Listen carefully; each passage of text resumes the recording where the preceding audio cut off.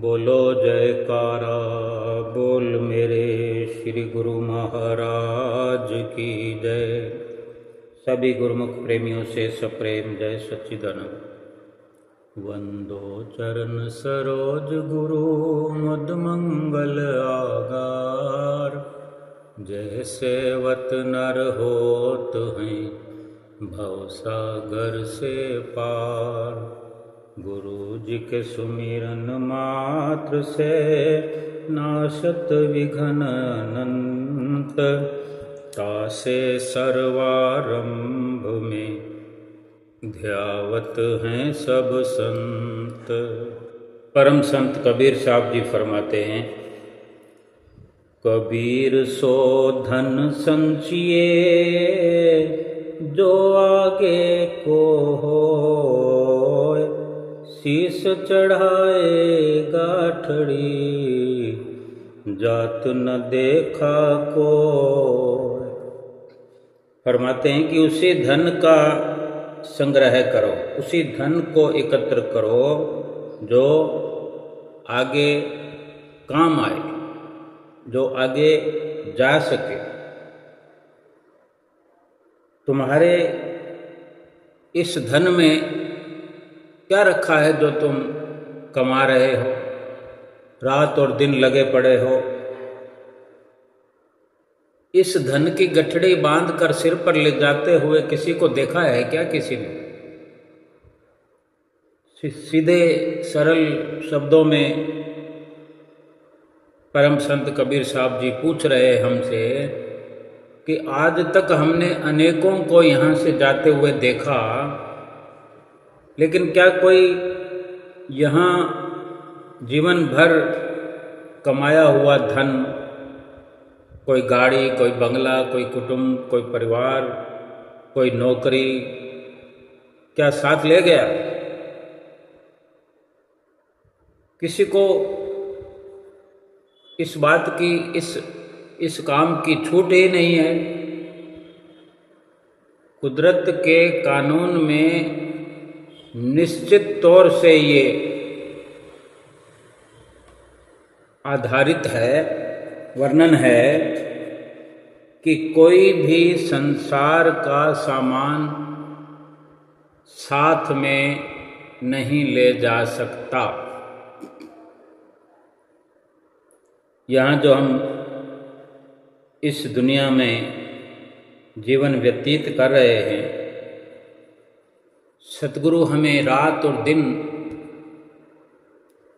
समझाते हैं कि सुमरन करो, भक्ति करो, भजन करो। क्यों कहते हैं? केवल हम सुन लेते हैं और चल पड़ते हैं, लेकिन अगर गहराई से विचार करें तो वो इसलिए हमें अधिक जोर यही देते हैं कि सुमरन करो। सुमरन जो है वो अंदर के सूक्ष्म मंडलों की हमें ऊपर की ओर ले जाता है, और उसी सुमरन के आधार पर हमारा सुधार होता है। जो हम जन्म जन्मांतरों से पाप कर्म करते आए हैं, पापों की गठरी सिर पर लाद कर लाए हैं, और यहाँ भी क्या कर रहे हैं? पाप ही एकत्र कर रहे हैं। सुमरन हमें अच्छा लगता नहीं, भजन बंदगी अच्छी लगती नहीं, सत्संग अच्छा लगता नहीं। कहीं बैठ जाते हैं सत्संग में या सुमरन में या आरती पूजा में या सेवा में, मन उचाट सा रहता है। सोचते हैं कि कब पीछा छूटेगा, कब आरती की समाप्ति होगी, कब ये सत्संग समाप्त होगा, कब ये सुमरन छोड़ के उठकर भाग जाए। और भाग ही जाते हैं, और फिर वही कार्य करते हैं जो यहाँ धन कमाया।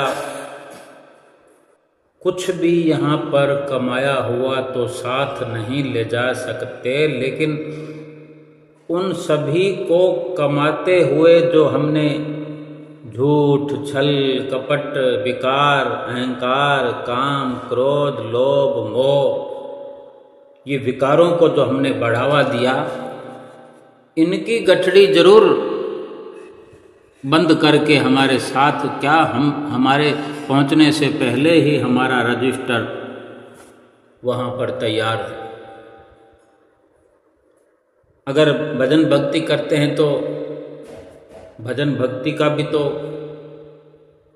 जो लाभ वाला सौदा है, सच्चा सौदा है, उससे ये विकार जो जन्म जन्मांतरों से हमारे अंदर भरे पड़े हैं वो मिटते हैं, वो पाप कटते हैं, पापों के बंधन कटते हैं।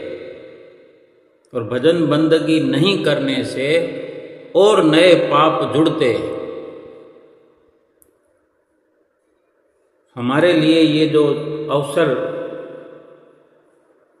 इस मनुष्य जीवन में भजन बंदगी करने का मिला हुआ है, वो सुधार का समय है। सूक्ष्म मंडलों में जब जीव के सुधार का समय समाप्त हो जाता है, ये जन्म जो मिला है मनुष्य का, ये जीवन जो मिला है, ये समझो एक शुरुआत है नई। पिछले जन्मों का अगर हम ख्याल ही छोड़ दें तो एक ये नई शुरुआत है।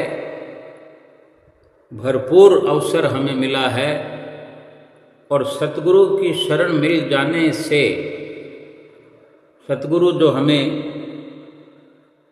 भजन सुमरन के जरिए हमारी सुरत को, इस जीव को ऊपर के सूक्ष्म लोकों में, जैसे ये बाहर लोक है, ये हम रोज वर्णन करते हैं, सुनते हैं, इस लोक परलोक, भाई ये लोक है जो हम इस वक्त जी रहे हैं वर्तमान स्थिति में। इसी प्रकार सूक्ष्म लोक हमारे भीतर है, ये स्थूल रूप से है, ये स्थूल लोक है जिससे केवल शारीरिक पहचान है, शारीरिक रिश्ता है, शारीरिक संबंध और शारीरिक ही नफा नुकसान है। अब यहाँ पर अगर धन पदार्थ इंसान जोड़ता है, हम जोड़ रहे हैं, रिश्ते नाते बना रहे हैं, तो वो शरीर के निमित्त है ना। कुछ कमाई कर रहे हैं, रुपया पैसा कमा रहे हैं, उससे अगर कोई लाभ होगा तो शरीर को होगा। कोई ब्याह शादी होगी तो उसकी वाहवाही, इज्जत या बदनामी जो हमने मान रखी है इस संसार में, वो शरीर तक सीमित है। आत्मा का उसमें कोई लेना देना नहीं है। आत्मा सूक्ष्म रूप है, सूक्ष्म जो हमारे भीतर आत्मा का ठिकाना है, वो सूक्ष्म लोक है। और उसका सुधार, जिस प्रकार संसार में सूरत फैला रखी है हमने, अपनी सूरत को बटोर कर समेट कर जब सूक्ष्म लोकों की ओर ले जाएंगे, अंदर के भीतर के जो बहुत बड़े बड़े कुछ नहीं दिखाई देते, जैसे यहाँ रहने के लिए मकान बड़े बड़े दिखते हैं, मकान को उठाकर तो हम अपने भीतर नहीं रख सकते। इतने बड़े बड़े मकान तो क्या कोई एक कमरा भी नहीं रख सकते, क्योंकि भीतर का जो वातावरण है, भीतर का जो लोक है, एक नहीं अनेक हैं। सब कुछ ज्यों का त्यों है, लेकिन इससे भी बढ़ चढ़ कर है। लेकिन वो देखने के लिए इन बाहरी आंखों की जरूरत भी नहीं है और बाहरी आंखें देख भी नहीं पाती, क्योंकि इनको इस झूठे संसार के अंदर ही सीमित रखा हुआ है। लेकिन इन्हीं आँखों के जरिए सूक्ष्म लोकों में पहुंचने का रास्ता जरूर बनता है, क्योंकि इन्हीं आँखों से ही हमने बाहर से सब कुछ उठाना होता है। जो कुछ भी है हम बाहर से इन्हीं आँखों के माध्यम से ही उठाते हैं, समेटते हैं। चाहे सुरत का समेटना है तो वो भी आँखों के माध्यम से बहुत कुछ सहायता मिलती है, हाथों पैरों के माध्यम से। शरीर पूरा बेशक झूठे संसार से जुड़ा हुआ है, स्थूल शरीर है ये, स्थूल संसार से जुड़ा हुआ है, लेकिन शरीर की कार्रवाई अगर भीतर की ओर होने लगे, ये सुरत जो है, ये जीव जो है, भीतर जब जाने की तैयारी करता है, चल पड़ता है, तो इसी शरीर के माध्यम से जो कार्रवाई बाहरी लोक में हो रही है वही भीतर होने लगती है। वो भीतर की जो सूक्ष्मता है, जो मोटे रूप में दिखाई नहीं देती, जैसे हवा है तो सही लेकिन दिखाई नहीं देती, लेकिन महसूस तो होती है। श्वास हमारी चलती है, श्वास हम बाहर से लेते हैं, झूठे संसार से ही तो ऑक्सीजन लेते हैं, क्योंकि ये शरीर के लिए है। शरीर की जितनी भी जरूरत है वो संसार से पूरी होती है, लेकिन आत्मा की जो जरूरत है वो संसार में अगर पूरी करनी है संसार से, तो संसार में जो भीतर जाने का मसाला है, भीतर काम आने वाली, भीतर की जानकारी प्राप्त करने वाली जो युक्तियां हैं, जो सतगुरु से मिलती हैं, सतगुरु से प्राप्त होती हैं, जो सतगुरु तरीका बताते हैं, वो इसी शरीर से ही, शरीर के माध्यम से ही ये सब मुमकिन है। आत्मा सूक्ष्म है, आत्मा की खुराक सूक्ष्म है, दिखाई नहीं देती, लेकिन महसूस तो होती है, क्योंकि सबसे बड़ी बात यही है कि जो झूठा है वो बड़ा बड़ा नज़र आता है, जो नकली है। बाज़ार से कोई नकली सामान लेते हैं तो उसका आकार बड़ा होता है, रेट कम होता है, दिखावा ज़्यादा होता है, खूबसूरती ज़्यादा होती है, लेकिन उसकी वैल्यू कुछ नहीं होती, क्योंकि वो नकली है। और जो असल होता है उसका साइज थोड़ा छोटा होता है, क्लियरिटी होती है। अब जो समझदार होते हैं वो ब्रांडेड वस्तु खरीदते हैं, असल चीज़ लेते हैं, चाहे कीमत उसकी ज़्यादा होती है। जिसको भी असल वस्तु चाहिए उसको थोड़ा प्रयास हट के करना पड़ता है, प्रयास थोड़ा ज़्यादा करना पड़ता है, लेकिन उसका लाभ बहुत बड़ा होता है। आत्मा की भी जो खुराक है वो दिखाई तो नहीं पड़ती। अब आत्मा की खुराक क्या है? आत्मा की खुराक सुमरन है, भजन भक्ति है। तो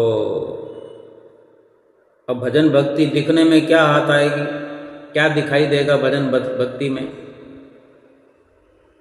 लेकिन ये तो समझ में आता है ना कि भक्ति करना कितना मुश्किल है, क्योंकि ये सच्चा सौदा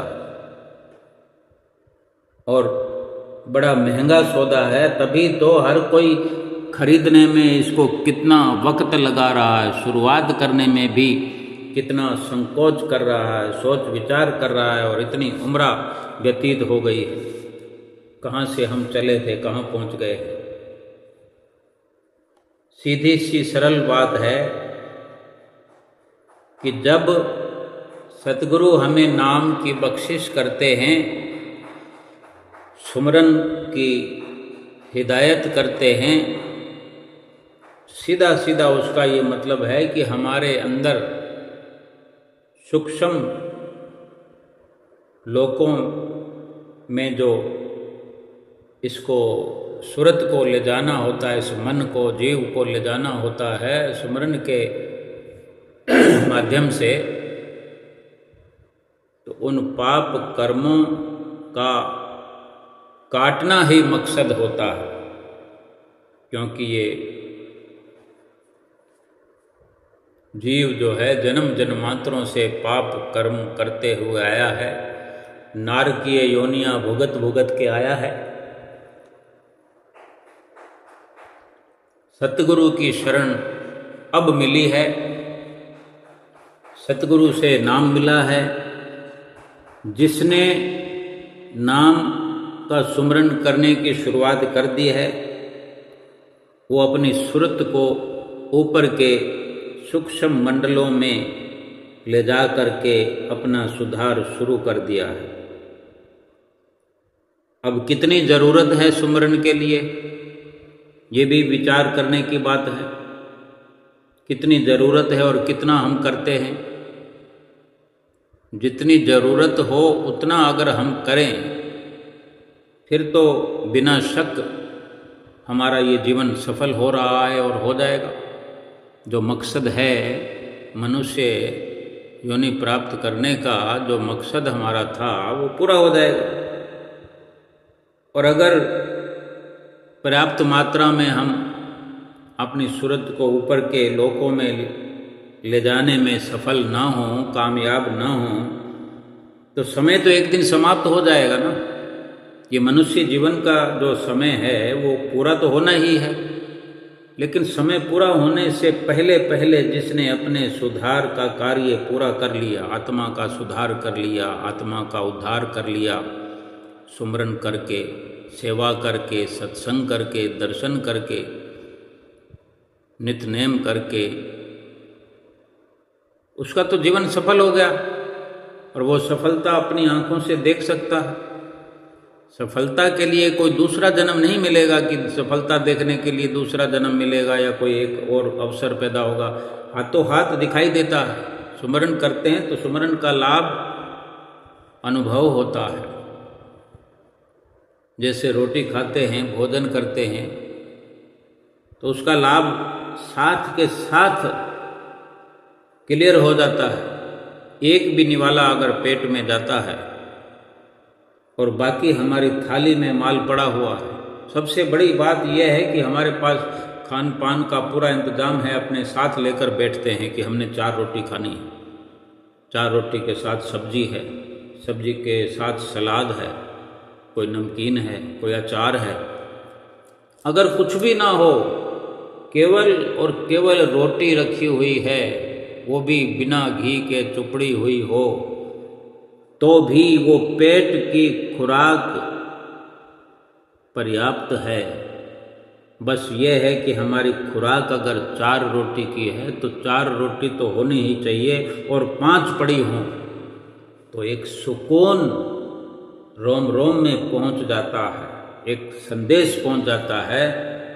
एक निवाले की शुरुआत से ही तसल्ली हो जाती है कि अब मेरा पेट भरने वाला है, और वो एक निवाला ही गले से उतरने पर ये संदेश देता जाता है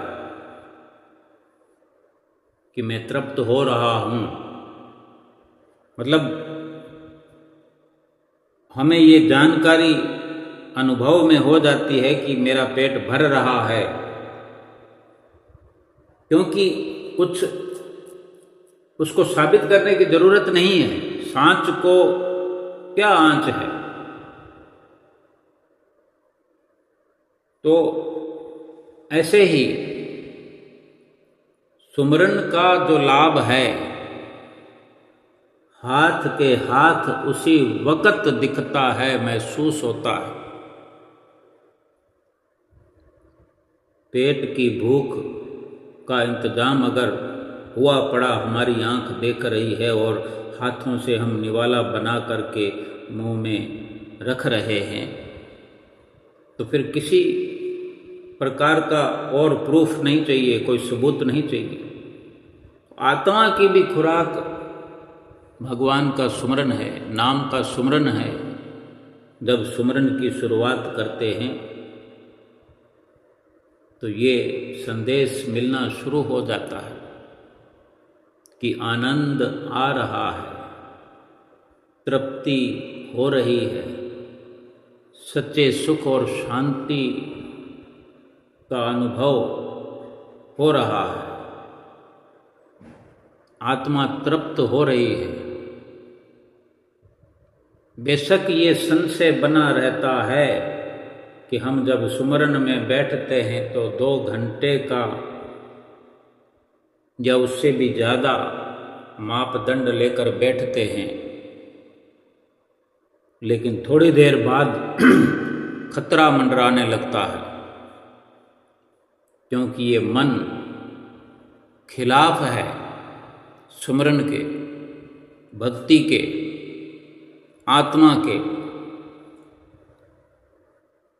इस जीव के मन खिलाफ है, इस जीव को पहले भी भटका भटका करके आया है, और इस मनुष्य जीवन में जो अवसर मिला हुआ है आत्मा के कल्याण का इस जीव को, इसमें भी ये मन बीच में आ जाता है भटकाने के लिए कि कहीं ये जीव अपना सुधार करके जन्म मरण से मुक्त ना हो जाए।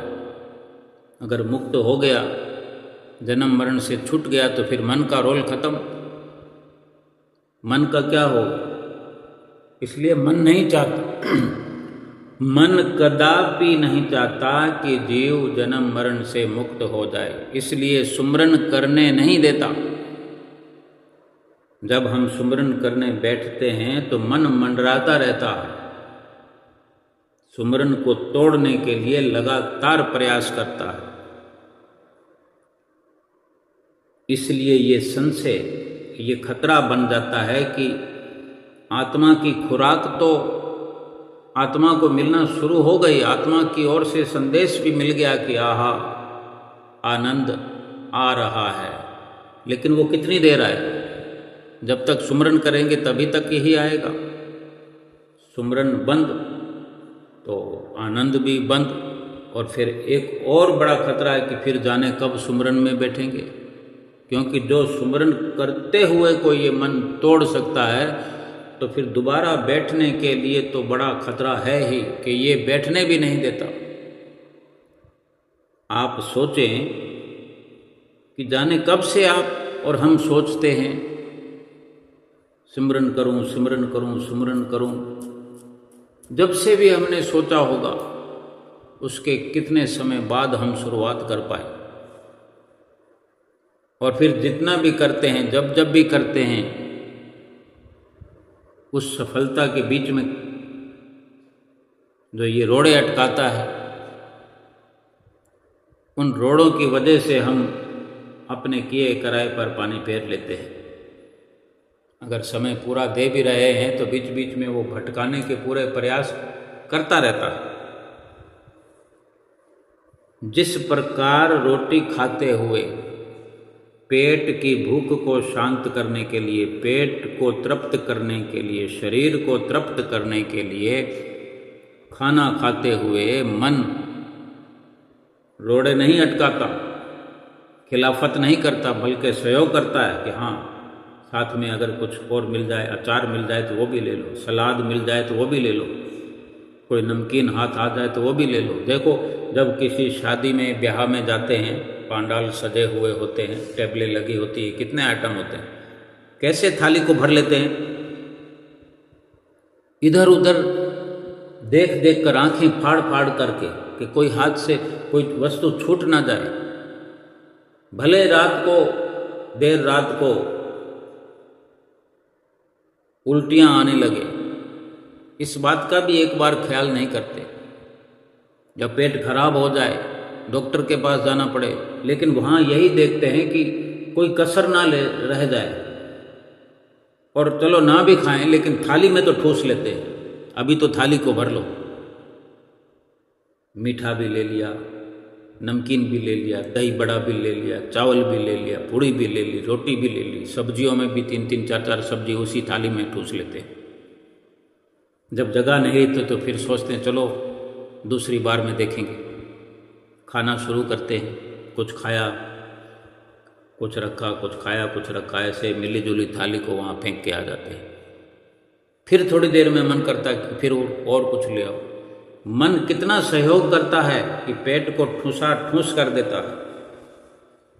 यही मन जब सुमरन में ठूसा ठूस करे तो आत्मा प्रफुल्लित, आत्मा मस्त हो जाती है, आत्मा आनंदित हो जाती है, आत्मा ताकतवर हो जाती है।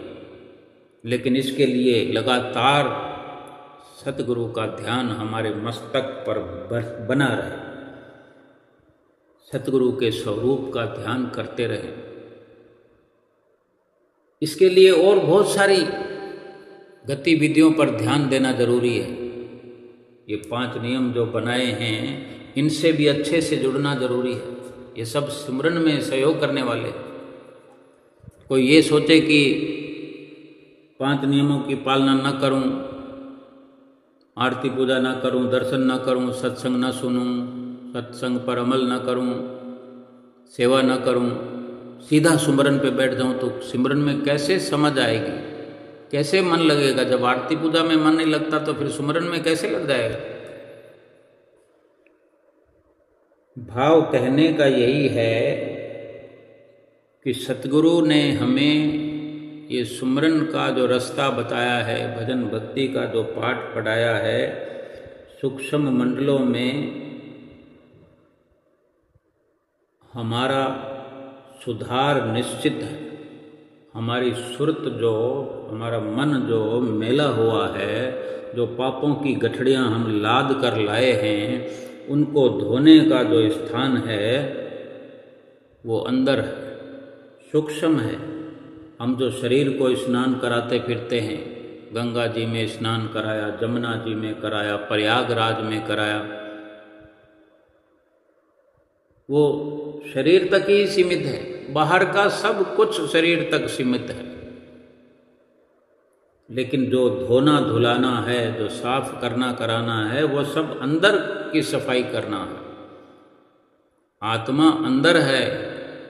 असल जो चीज है वो तो आत्मा है। शरीर तो एक कपड़ा है, शरीर तो एक गिलाफ है, कवर है या मकान है, कमरा है, पिंजरा है। हमारी सूरत जब तक इस पिंजरे पर लगी रहेगी, इस कमरे पर या इस मकान पर या इस कपड़े पर लगी रहेगी, आत्मा यूं ही बेकार पड़ी रहेगी, भूखी प्यासी पड़ी रहेगी। हमें नहीं पता कि हमारा सुधार कैसे होगा, हमारा उद्धार कैसे होगा। मनुष्य जन्म तो मांग करके आ गए हम, मनुष्य जन्म हमने ले लिया। उस वक़्त क्या हमने कहा था, क्या प्रभु ने हमें कहकर भेजा था, वो तो हम सब भूल भाल गए।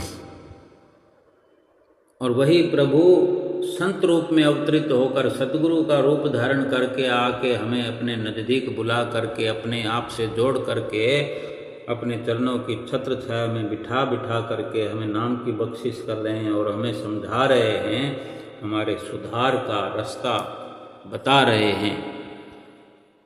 तो क्या हम फिर भी अपनी भूल का सुधार न करें? सुधार का समय तो फिर समाप्त हो जाएगा। अवसर तो यही है।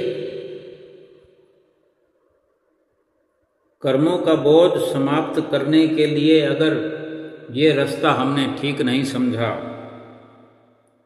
जो इस जन्म में, इस मनुष्य योनि में हमें सतगुरु ने जो रास्ता सुझाया है सुमरन का, इसको अगर हमने यूं ही समय को समाप्त होने दिया और सुधार का पूरा समय समाप्त हो गया, श्वास खत्म हो गए, इस मनुष्य जीवन का समय पूरा हो गया, तो फिर क्या होगा? फिर पृथ्वी पर, जमीन पर उन्हीं पापों को भुगतने के लिए किसी निचले स्तर के जीवन में फिर से जन्म लेना पड़ता है, जिसको हम 84 लाख योनियों का नाम देते हैं। बहुत बड़ी बात हो कि अगर मनुष्य जन्म के समाप्त होने पर फिर से मनुष्य जन्म मिल जाए तो ये गनीमत यही हो सकता है कि हम भजन भक्ति में लग गए हों, सतगुरु की बात मान ली हो, सुमरन की शुरुआत कर ली हो, पूरी सफलता प्राप्त न मिली हो तो फिर दोबारा भी मनुष्य जन्म मिलता है, वही भक्ति की कमाई करने के लिए। जाने हम कितनी भक्ति पहले पिछले जन्म में कर चुके हैं। कुछ न कुछ सोचने की ज़रूरत है, मंथन करने की ज़रूरत है। आज अगर हम जिस अवस्था में हैं, भक्ति के किस पड़ाव पर है, किस मुकाम पर है, सुमरन में कैसे मन लगता है हमारा, सतगुरु के स्वरूप में कैसे मन लगता है, सतगुरु से कैसा प्रेम हमारे अंदर से उमड़ता है, ये किसी को कोई बताने की ज़रूरत नहीं, ये खुद महसूस करने की ज़रूरत है। हम महसूस कर सकते हैं और ये समझ में आएगा अगर बिल्कुल ऊब होती है, मन उच्चाट रहता है, बहुत बहुत मुश्किल है। हाँ, कभी सत्संग में चले जाते हैं, कभी दर्शनों पे भी चले जाते हैं, सुमरन का ख्याल चलता रहता है, इधर उधर से सुनते रहते हैं, लेकिन ये बहुत दूर की बात हमारे लिए रहती है। तो समझो पिछले जन्मों में भक्ति की कमी है, जो इस वक्त ध्यान में जुड़ाव नहीं होता, सुमरन से लगाव नहीं हो रहा। लेकिन आज भी अगर हमने वक्त निकल जाने दिया तो फिर बार बार ये मनुष्य जन्म मिलता नहीं रहेगा। संतों महापुरुषों का, वाणियों का अटल फैसला तो यही है कि ये मनुष्य जन्म बार बार मिलने का नहीं। लेकिन ये तो एक विचार हम करते हैं कि अगर आधा अधूरा काम हमने कर लिया हो तो बाकी आधा अधूरा काम करने का अवसर मिलता। और भगवान भी, श्री कृष्ण भी हमें ये ज्ञान फरमाते हैं, वचन फरमाते हैं गीता में कि जाने कब से आप और हम जन्म ले रहे हैं, तुम्हारे कितने जन्म हमारे साथ हुए हैं।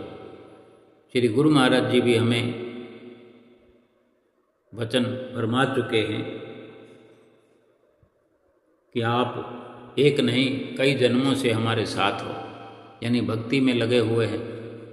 भाव कहने का यह है कि इस काम को ख़त्म क्यों नहीं करते, मनुष्य जन्म को पूर्ण रूप से सफल क्यों नहीं करते। अगर कोई बड़ी कमी हो गई, कोई बड़ी गलती हो गई तो जरूरी थोड़ी है कि मनुष्य जीवन के बाद सीधा मनुष्य जन्म मिले।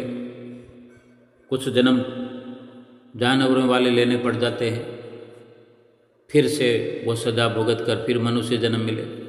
बिना भक्ति के तो फिर जन्म मिलता ही नहीं है मनुष्य का। जो भक्ति में नहीं लगे हैं, आज देखो करोड़ों लोग दुनिया में आते, जन्म लेकर आते, चले जाते हैं, पापों की गठड़ी लेकर आते हैं और यहाँ और पाप कर करके और कितने गट्ठड़ बना करके साथ ले जाते हैं। कहाँ से मिलेगा उन्हें मनुष्य जन्म। लेकिन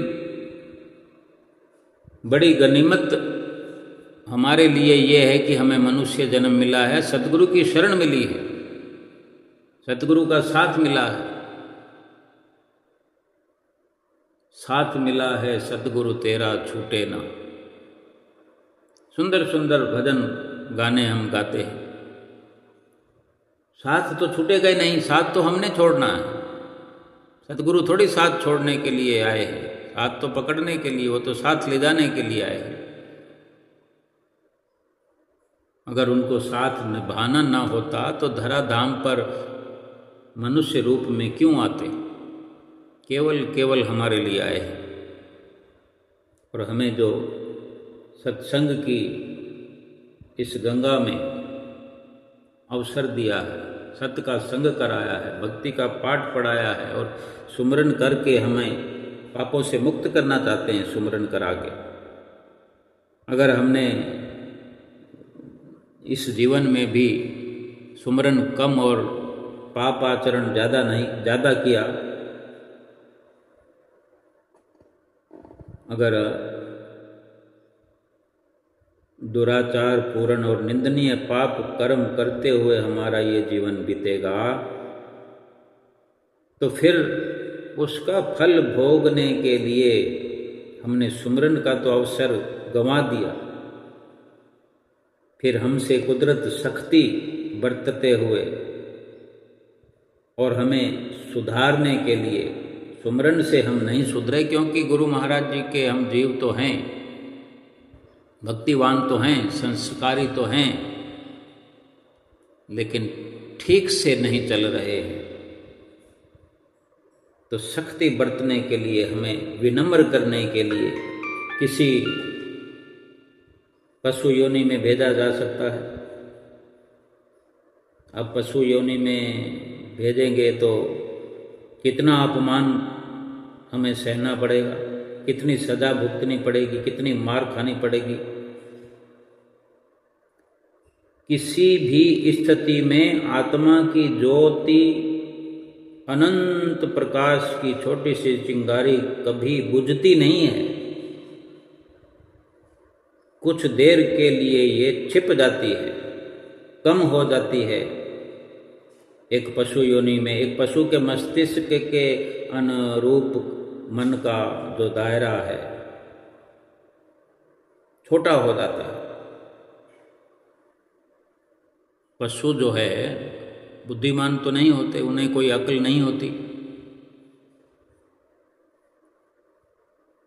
लेकिन वो कुदरत का कानून है कि ये भी फिर सुधार का रास्ता होता है। फिर सुधार कर कुछ पशुओं वाले योनियों में डंडे खा करके, दुख भोग करके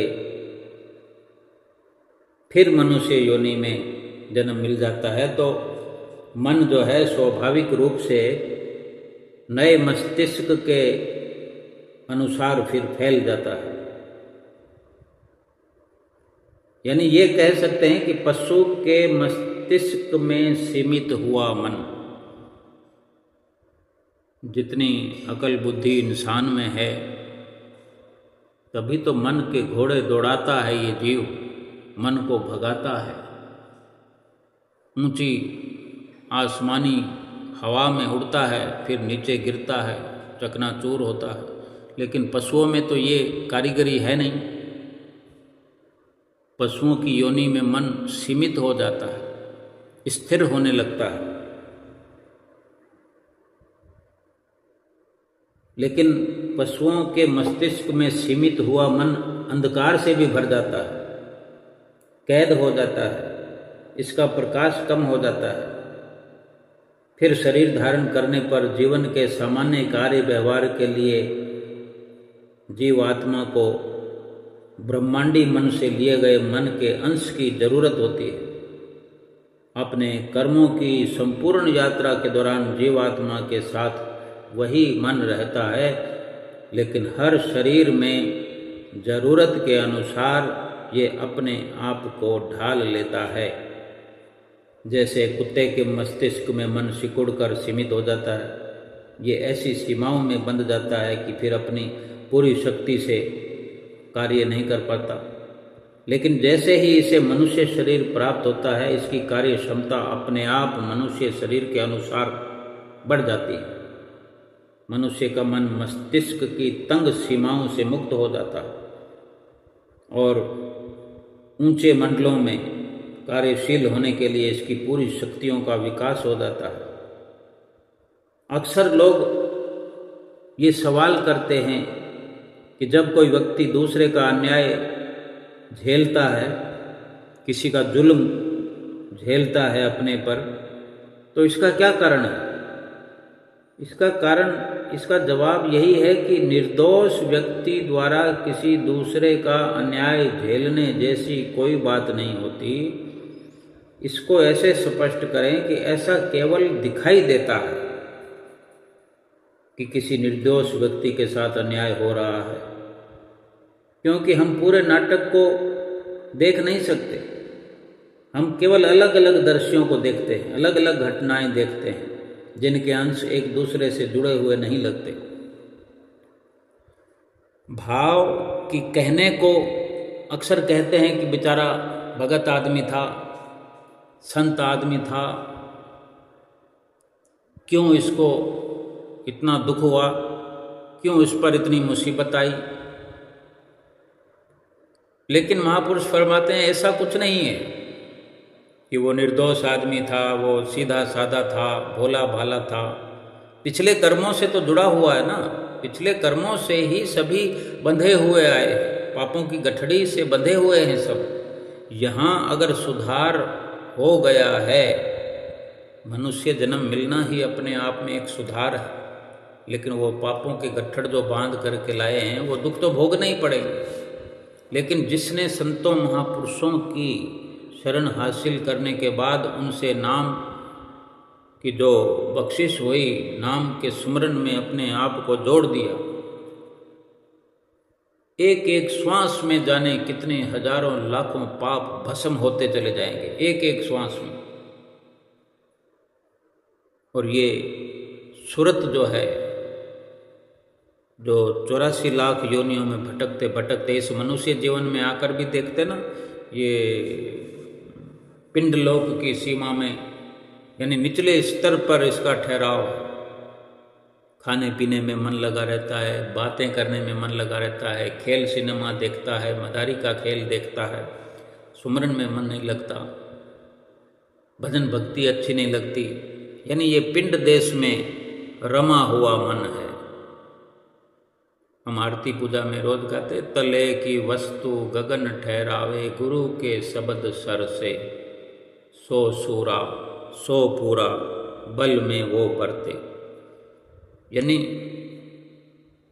तले की वस्तु यानी पिंड देश में रमी हुई सुरती, ये जीव की जो आत्मा, ये जीव जो है, ये सुरत जो है, नीचे के इस मृत्यु लोक में कह सकते हैं, पिंड देश में कह सकते हैं, अटका हुआ, जबकि इसका ठिकाना जो असली है वो ऊपर है, मस्तक पर है, 10वें द्वार पर है, आत्मा की बैठक, सुरती का ठिकाना, बैठक।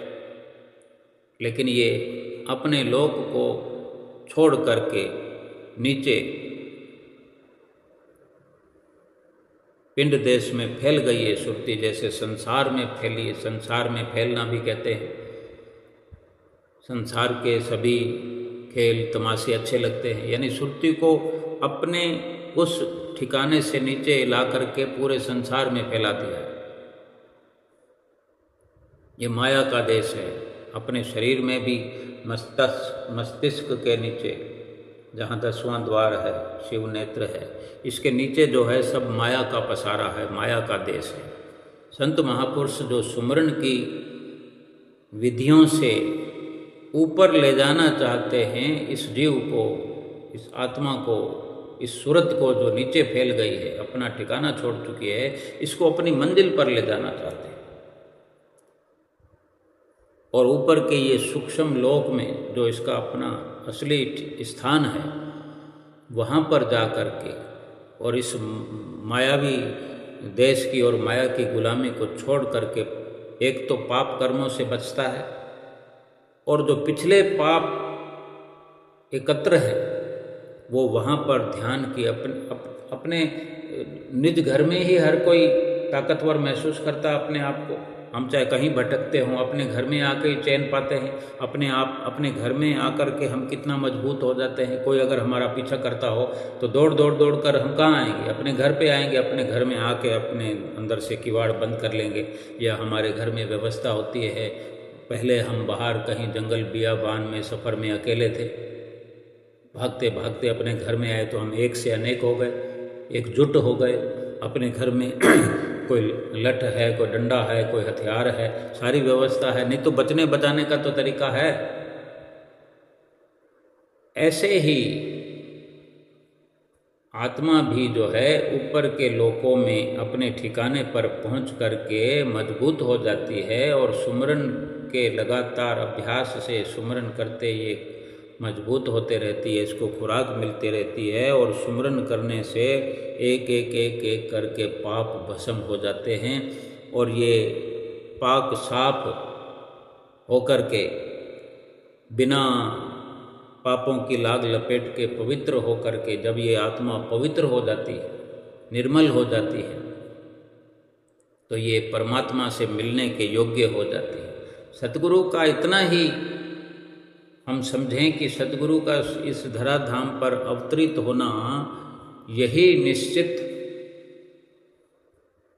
समझें कि वो हमारी आत्मा का सुधार करने के लिए ही इस धराधाम में आते हैं, इस मनुष्य जीवन में आते हैं। हम इसी लोक में, इसी जीवन में सुमरन के माध्यम से सभी पापों से मुक्त हो सकते हैं और होना चाहिए। क्या कोई चाहेगा कि मनुष्य जीवन में रहते हुए ऐसे कर्म करे कि वो कोई बैल बन जाए, गधा बन जाए, घोड़ा बन जाए, हाथी बन जाए, चूहा बन जाए, मुर्गा बन जाए? कोई चाहेगा? कोई नहीं चाहता। लेकिन कर्म फिर क्यों ऐसे कर रहे हैं? गलती से किसी से कोई गलत काम नहीं होता। अगर गलत कार्य में हम प्रवृत्त नहीं होंगे, गलत कार्य की ओर हमारा झुकाव नहीं होगा, तो गलती कैसे हो सकती है? और सबसे बड़ी बात है कि सतगुरु का जिस पर हाथ हो, सतगुरु का जिसे सहारा हो, सतगुरु के नाम का जिसको सुरक्षा चक्र हो, वो कैसे गलती कर सकता है? वो गलती तभी कर सकता है कि सतगुरु का जो सुरक्षा चक्र मिला हुआ है, सुरक्षा का जो दायरा उन्होंने बनाया, जो लक्ष्मण रेखा उन्होंने खींची है, उस लक्ष्मण रेखा को लांघ कर जब बाहर आ जाता है तो माया के देश में पांव रख देता है। जब उस दायरे को लांघ दिया तो फिर कौन जिम्मेदार है? फिर जाना पड़ेगा। अगर सुमरन से सुधार हम नहीं करेंगे तो फिर 84 लाख योनियों में जाकर सुधार होगा। फिर जब तक मनुष्य जन्म जैसा सुधार हम नहीं करेंगे तो तब तक फिर उन्हीं में भटकते रहेंगे। दो रास्ते हैं, या तो इस मनुष्य जीवन में सुमरन कर करके आत्मा परमात्मा से मिल जाए, या फिर गलतियां कर करके, पाप कर करके, सतगुरु के वचनों की अवहेलना करके, सुमरन को छोड़ करके, सुमरन के सुधार के बिना सुमरन वाले रास्ते को छोड़ करके फिर सुधार करने के लिए 84 लाख योनियों में जाए। मर्जी तो अपनी है। हमें तो यही करना चाहिए कि सतगुरु ने हम पर कृपा की है, सुमरन का जो रास्ता बख्शा है, सुमरन करने से अगर एक एक श्वास में हजारों लाखों करोड़ों पाप भस्म हो रहे हैं, होते हैं, तो ये सर्वश्रेष्ठ रास्ता अपनाए हुए श्वास श्वास में सुमरन करते रहें, सतगुरु की प्रसन्नता प्राप्त करते रहें और 84 तो छोड़, मनुष्य जीवन भी दोबारा लेने की ज़रूरत न पड़े और यही जन्म आखिरी हो जाए और परमात्मा के धाम में हमें रास्ता मिल जाए, अपने परमात्मा से आत्मा को मिला करके सुख रूप हो जाए। बोलो जयकारा बोल मेरे श्री गुरु महाराज की जय।